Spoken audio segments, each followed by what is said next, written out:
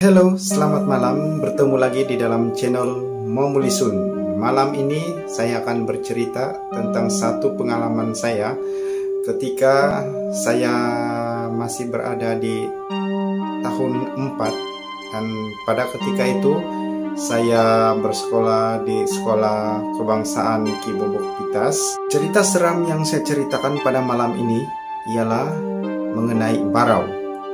Barau ialah satu perkataan daripada bahasa dusun yang bermaksud makhluk halus yang menyerupai seseorang yang berjanji untuk balik ke rumah. Sekiranya Anda pergi ke mana-mana dan Anda ingin berjanji bahwa pada hari itu Anda akan pulang ke rumah, lebih baik Anda menepati janji tersebut, karena jika Anda tidak menepati janji, maka akan terjadinya barau, yaitu makhluk halus yang akan menggantikan tempat Anda untuk balik ke rumah. Jika Anda mau tahu apa yang terjadi kepada saya atau pengalaman yang terjadi pada saya pada tahun 1994, teruskan bersama channel Momulisun. Itulah itu.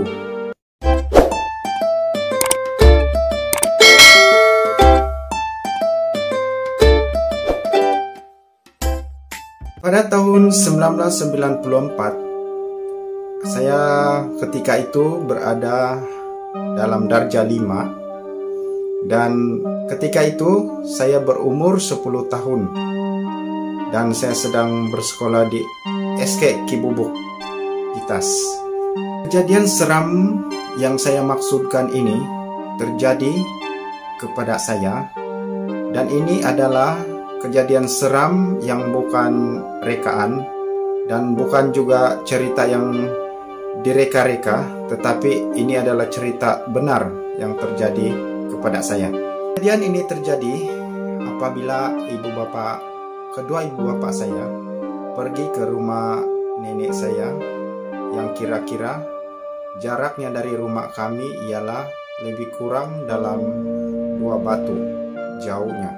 Kedua ibu bapak saya pergi ke rumah nenek saya pada ketika itu, dan kami adik-beradik yang pada ketika itu kami ada seramai 3 orang ditinggalkan di rumah untuk menjaga rumah tersebut.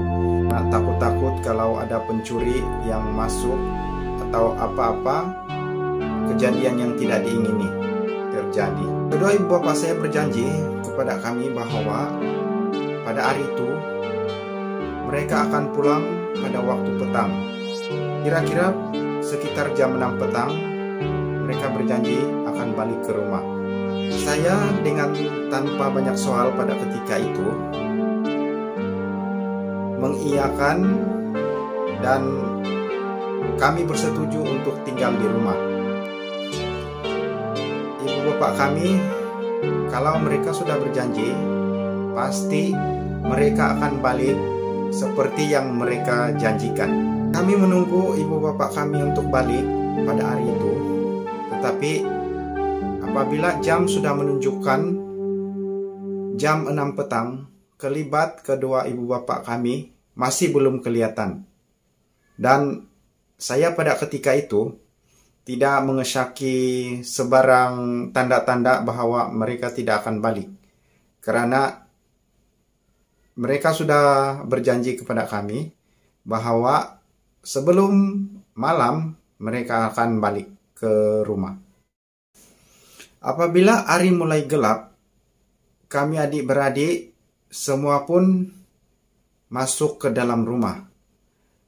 Di dalam rumah, saya menyediakan makanan, menyediakan apa yang perlu kepada adik-adik saya, karena saya adalah abang sulung mereka dan saya adalah abang yang menyediakan apa yang sepatutnya pada malam itu. Kami menunggu dengan sabar, dengan harapan bahwa mereka akan balik ke rumah. Dan saya sebagai abang mulai risau dengan keadaan itu, karena kami pada ketika itu masih kecil, tidak ada jiran-jiran yang berdekatan dengan rumah kami.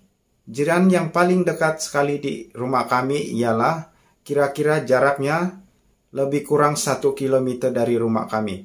Bayangkan betapa jauhnya jarak di antara rumah kami dengan rumah jiran. Saya dan adik-adik berbaring sambil menunggu ketibaan ataupun kedatangan ibu bapak kami balik daripada majelis keramaian daripada nenek kami. Tetapi tunggu, ibu bapak kami tidak muncul, dan pada ketika itu telepon pun tidak ada, apa-apa perhubungan pun tidak ada, bukan macam sekarang. Semua pun ada, kalau ada masalah kita boleh kontak melalui telepon. Tapi pada waktu itu memang tidak ada telepon, karena pada tahun 1994 telepon masih belum wujud. Kalaupun ia wujud, ia masih tidak mampu dimiliki oleh keluarga seperti kami. Setelah penat menunggu, saya dan adik-adik pun tertidur. Dan kami tidur dengan nyenyak sekali, dengan berharap bahwa ibu bapak kami akan balik pada jam-jam yang akan datang. Dalam tidur saya yang nyenyak, saya terjaga pada malam itu, karena saya terdengar seperti ada kerbau yang berlari coba mengelilingi rumah kami dengan begitu laju dan dengan nafas yang begitu kencang sekali. Kerbau itu berlari berpusing-pusing mengelilingi rumah kami. Dan saya mendengar tapak kaki kerbau tersebut begitu jelas sekali kedengaran. Dan suaranya begitu kencang sekali, seolah-olah kerbau tersebut sedang mengejar sesuatu, ataupun ia sedang dikejar oleh sesuatu. Saya mulai berpikir pada malam itu, saya merasakan bahwa sejak bila pula tiba-tiba ada kerbau di sekeliling rumah, sedangkan kami tidak pernah memelihara kerbau ataupun kerbau-kerbau jiran yang tersesat di rumah kami. Itu sebenarnya agak pelik, dan saya merasakan itu agak luar biasa pada malam itu. Bila saya mendengar keadaan itu, saya mulai rasa tidak tentram. Saya merasa gelisah. Apakah benda yang sedang berlari di sekeliling rumah kami? Dengan rasa tertanya-tanya, saya coba melihat di celah-celah dinding, tetapi saya tidak melihat apa-apa, karena di luar rumah kami pada ketika itu teramatlah gelap, karena tidak ada cahaya daripada bulan. Dan seperti yang penonton maklum bahwa pada ketika itu belum ada elektrik yang dipasang di rumah kami. Kami cuma menggunakan lampu buatan sendiri. Saya mulai merasa takut, tetapi dalam ketakutan itu saya mulai memberanikan diri, karena saya memikirkan bahwa sekiranya itu adalah kerbau ataupun orang jahat yang coba menakut-nakutkan kami, saya merasakan bahwa walaupun saya kecil pada ketika itu, saya harus mempunyai keberanian untuk melawan ataupun untuk mempertahankan diri kami, memandangkan tidak ada ibu bapak kami pada ketika itu.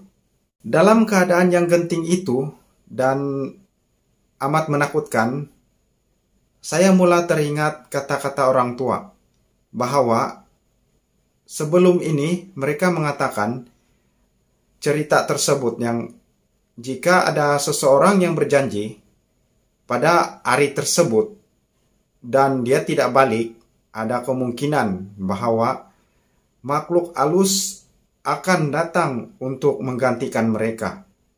Jadi dalam hal itu saya mulai meremang bulu roma saya karena saya mulai memikirkan bahwa ada kemungkinan bahwa itu adalah makhluk halus yang pernah saya dengar daripada cerita orang-orang tua.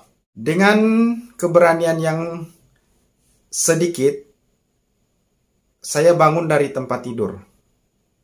Saya pergi ke dapur, saya mengambil parang daripada dapur yang disimpan untuk memotong kayu oleh ibu bapak kami. Pada pikiran saya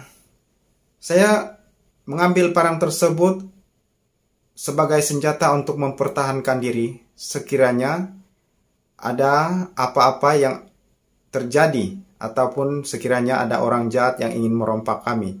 Sekiranya bukan orang jahat yang ingin merompak kami ataupun mengapa-apakan kami pada malam itu, walaupun ia makhluk halus, tetapi pada pikiran saya, kalau ia sudah datang, saya perlu melakukan sesuatu tindakan dan tidak menyerah bulat-bulat walaupun apa yang saya hadapi pada malam itu adalah di luar kemampuan saya sendiri.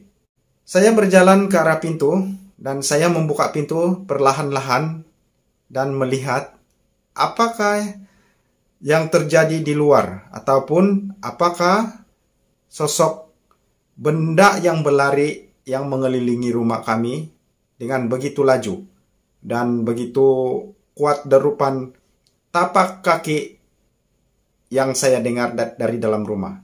Saya melihat keluar, tetapi saya tidak melihat apa-apa.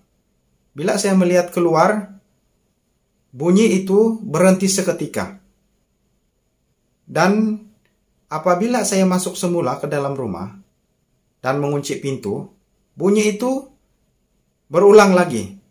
Seolah-olah ia mengetahui bahwa saya sedang menghendap. Apabila saya masuk ke dalam rumah dan saya masih mendengar bunyi itu, dan saya pada ketika itu tidak melihat apa-apa, saya pasti bahwa itu adalah makhluk halus yang diceritakan oleh orang-orang tua yang saya pernah dengar sebelum ini. Dan mereka mengatakan kepada saya bahwa ada satu cara untuk menghalau makhluk halus ini, yaitu dengan mengambil daun lada dan dibakar di dalam api sebagai salah satu syarat bahwa jika makhluk halus itu tercium atau terhidu bau daripada lada tersebut, maka dia akan serta-merta meninggalkan tempat tersebut. Saya pun tidak mengerti kenapa daun lada yang saya bakar itu mampu untuk mengusir makhluk halus yang mereka katakan barau kepada saya. Saya cuma mengikuti petua yang diceritakan oleh orang-orang tua dan syukur pada malam itu makhluk halus itu berhenti dari mengganggu kami. Apabila saya sudah membakar daun lada yang ada berdekatan dengan ruang dapur kami. Suara kerbau yang berlari-lari tersebut akhirnya perlahan-lahan berhenti dan tidak kedengaran lagi pada malam itu setelah saya membakar daun lada di dapur kami. Pada malam itu memang ibu bapak saya tidak dapat balik dan saya menyambung tidur sampai keesokan paginya. Keesokan paginya baru kedua ibu bapak saya balik ke rumah. Tetapi saya tidak menceritakan perkara yang terjadi pada malam itu. Karena bagi saya kami sudah selamat dan kami tidak perlu memberitahu hal itu kepada kedua ibu bapak kami. Tetapi saya tahu bahwa makhluk pada malam tersebut tidak lain dan tidak bukan bahwa makhluk barau yang selalu dikatakan oleh orang-orang tua dahulu ketika apabila seseorang yang berjanji dan tidak dapat balik pada malam itu, maka dialah yang akan datang untuk menggantikan orang yang berjanji tersebut dengan tujuan sama ada untuk mencederakan ataupun untuk mematikan orang yang berada dalam rumah tersebut. Jadi kami pada malam itu amat bernasib baik dan tidak diapa-apakan oleh makhluk itu, karena ada kemungkinan bahwa bukan karena lada tersebut yang saya bakar, tetapi ada Tuhan yang menolong kami pada malam itu. Oke, itu saja pengalaman seram saya pada malam ini. Dan terima kasih kepada penonton-penonton yang akan menonton cerita seram saya ini. Jika Anda berminat dan tertarik dengan cerita seram yang saya ceritakan ini, sila share, like, dan komen, dan subscribe channel Mamulisun, sehingga kita berjumpa lagi di cerita seram yang seterusnya. Jangan lupa subscribe, komen, like, dan share video ini. Sehingga bertemu lagi di mana? Channel Mamulisun. Itulah itu.